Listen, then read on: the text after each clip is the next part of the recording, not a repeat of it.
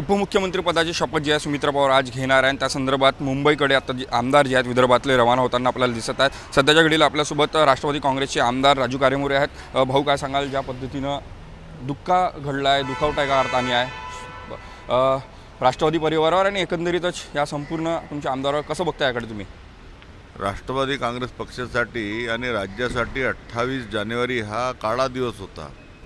खूप मोठा घात आपला झालेला आहे. महाराष्ट्राची खूप आपला हानी झालेली आहे. राष्ट्रवादी काँग्रेस पक्षाची सुद्धा खूप मोठ्या प्रमाणात हानी झाली आहे, जी कधीही आपला भरून निघू शकत नाही.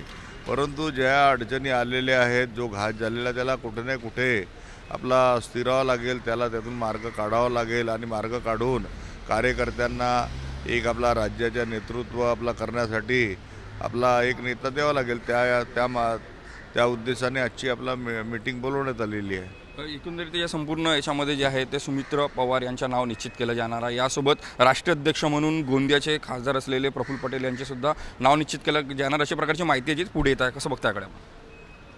आपला पवार कुटुंब म्हटला तर आपला पवार कुटुंब म्हणजे राष्ट्रवादी एक प्रकारच्या. बाकी आपला खूप मंडळी आपलं नेतृत्व करणारे सर्वांना दांडगा अनुभव आहे.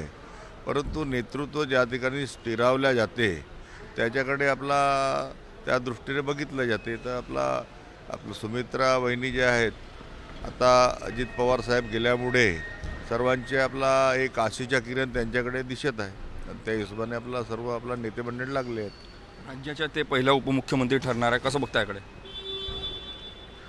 आता तो राजकारणी घराणा आहे, त्यांना सर्वांना दांडगा अनुभव आहे.